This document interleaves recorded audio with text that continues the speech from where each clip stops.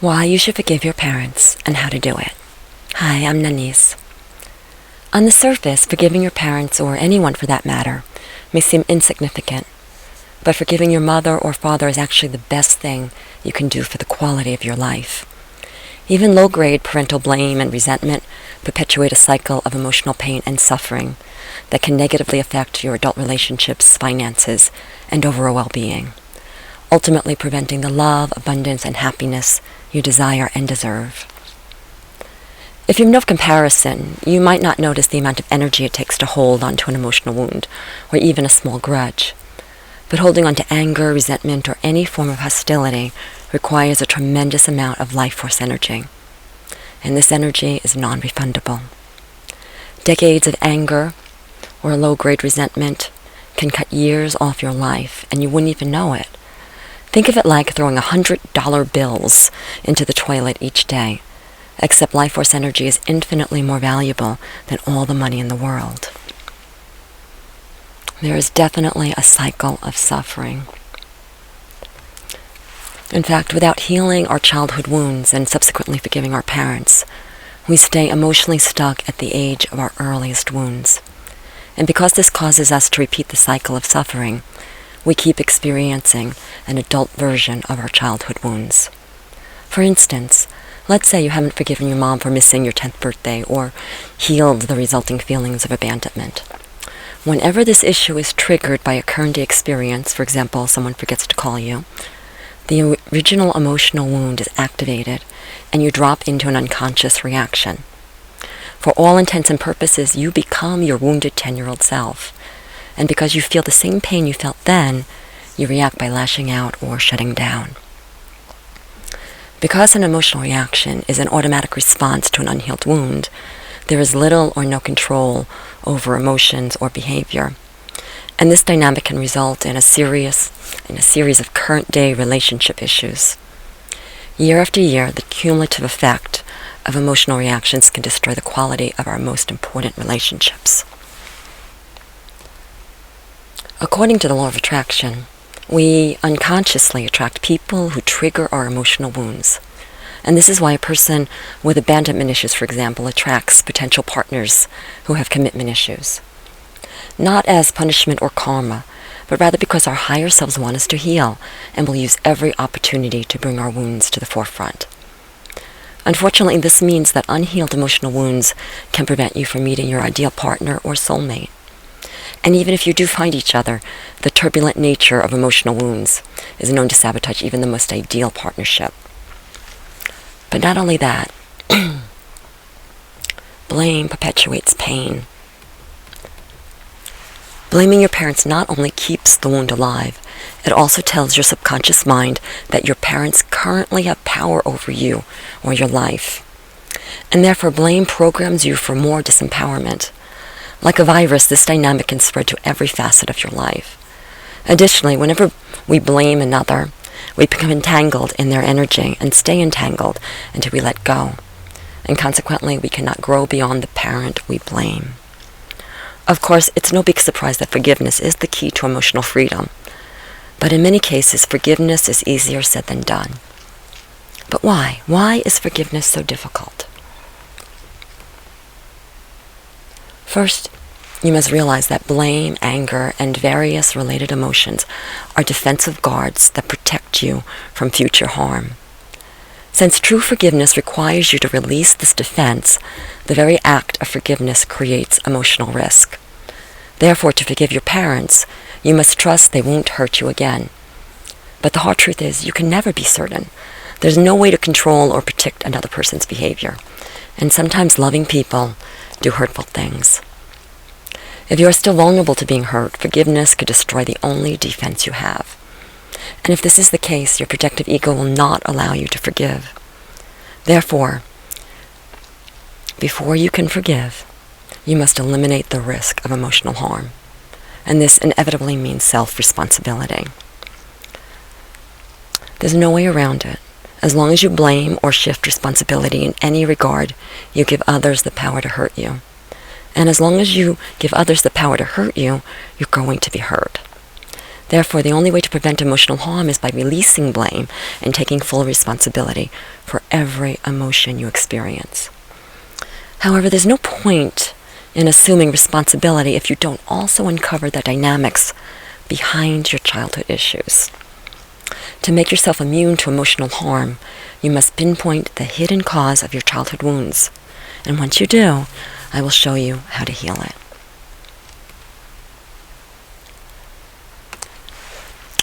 We often confuse an emotional wound with the event or experience that caused that wound. But the actual wound is not the situation or circumstance. An emotional wound is the disempowering belief we adopted in response to the experience. Again, an emotional wound is the disempowering belief we adopted in response to the experience. Without needing to analyze the details, the core emotional wound is virtually always unworthiness. And in fact, unworthiness or conditional worthiness is the core wound of every other emotional wound. All children have emotional needs that must be met to feel worthy of love and life. These needs include approval, acceptance, appreciation, understanding, validation, appreciation, respect, and many more. Although children require all emotional needs to be fulfilled, one emotional need almost always stands out from the rest. And because this is usually the need least met, it is the emotional need most associated with worth. Let me say that again. Because this is usually the need least met, it is the emotional need most associated with worth, and as a result, it becomes the child's primary emotional need. Children naturally adopt beliefs that explain why one or both parents fail to provide this emotional need. So when a child doesn't receive approval, for example, the child naturally believes she is unworthy of approval. Or more likely, she believes she must meet certain conditions to prove she is worthy. Hypersensitive to this need being met, she automatically interprets approval as proof of worthiness and judgment as proof of unworthiness. And this is why judgment can cause immense emotional pain, even in adulthood. Here's the thing. Like every human being, you were born unconditionally worthy, and there's absolutely nothing you can do to prove, improve, or disprove worth. Therefore, the emotional pain associated with believing you are unworthy is due to the fact it is completely untrue. Emotional pain is a warning system that alerts you to false beliefs. But maybe you're wondering, why do we need to be warned of false beliefs? Well, all disempowering beliefs such as unworthiness, powerlessness, and victimhood put us into survival mode, and over time can cause chronic and acute issues with serious repercussions. Therefore, we need a warning system that alerts us to debilitating beliefs. This warning system is emotion, and in fact, the purpose of emotional pain is to alert you to the fact you believe a falsehood. Just like physical pain alerts you the second you prick your finger with a knife so you won't cut your finger off, emotional pain alerts you to harmful beliefs so you can release them. Without knowing that emotional pain is a sign of a false belief, most of us wrongly interpret this pain. So whenever we feel the emotional pain associated with unworthiness, the pain makes us believe the belief is true, thereby strengthening the belief and deepening the wound. And this perpetuates a cycle of emotional pain. Furthermore, this internal warning system will stop at nothing to make you aware of a false belief. And in fact, with increasing amplification, you will attract continuous opportunities that trigger emotional pain until you finally pay attention and release the false belief that is responsible for the pain. All emotional healing is releasing disempowering beliefs. All emotional healing is releasing disempowering beliefs.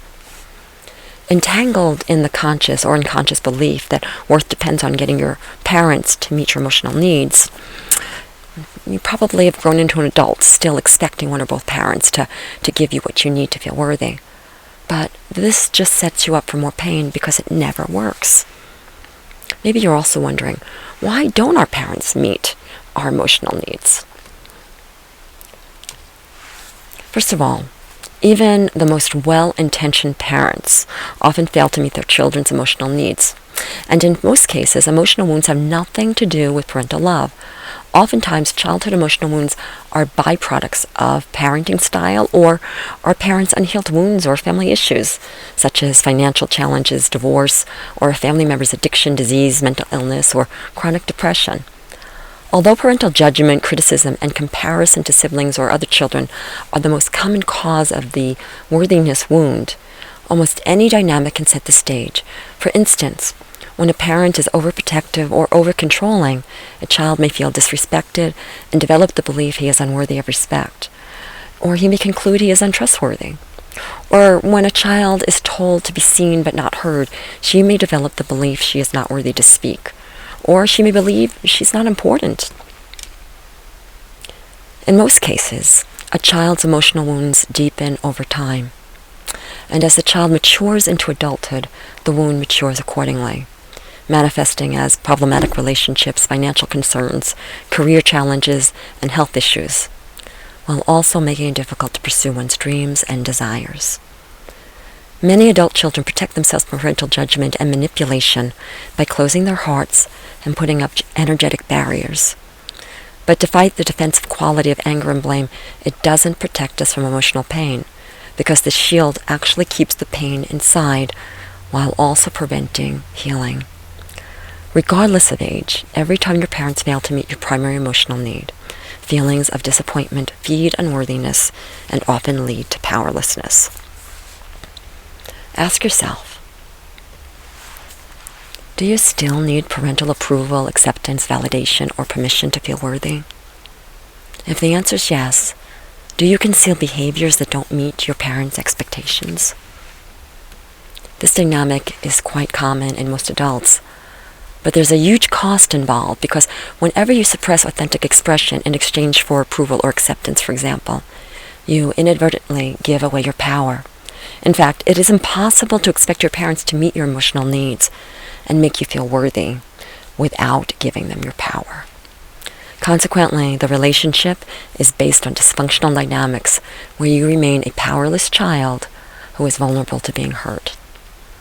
Not only does this make you susceptible to parental judgment and criticism, it also makes you vulnerable to manipulation through guilt and obligation. Although blame is a natural response to powerlessness, it actually tells your subconscious mind that the parent you are blaming has power over you, and therefore blame perpetuates more powerlessness.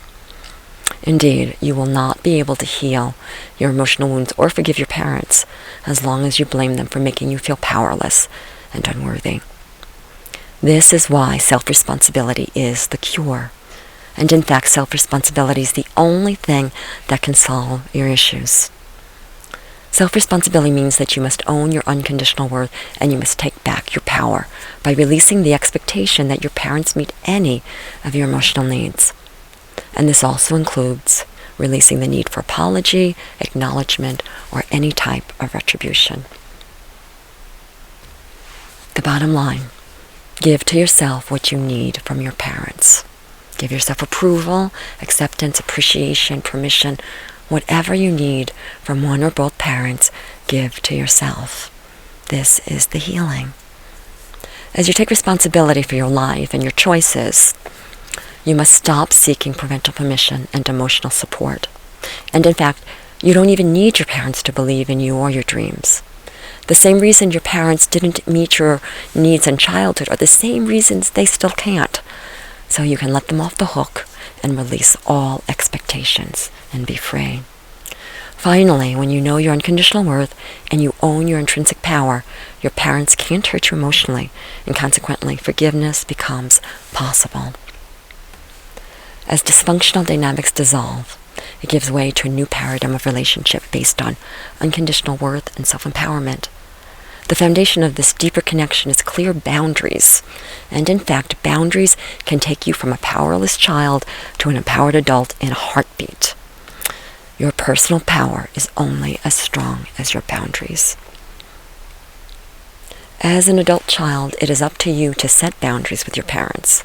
Initially, it might feel uncomfortable, but over time, strong boundaries will strengthen the relationship and allow for a deeper connection. So to create a positive adult relationship with your parents, what boundaries do you need as an empowered adult? Keep in mind, a boundary of respect, for example, is vague, and you probably need to define the parameters of respect.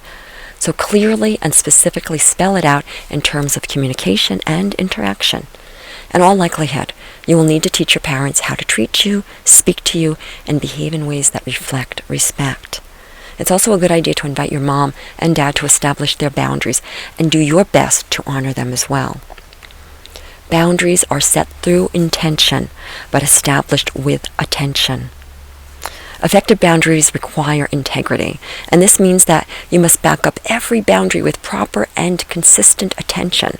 Therefore, don't expect your parents to automatically know when they are crouching on a boundary. When people are used to behaving in habitual ways, it takes time to recognize new boundaries and reorganize new behavior accordingly. This means it's your responsibility to protect your boundaries, and therefore, confidently give clear feedback. Tell your mom or dad when they are crossing or about to cross a boundary. However, if either parent doesn't respect your boundaries, don't be afraid to limit interactions accordingly. But let them know why, so they have the necessary information to change their behavior.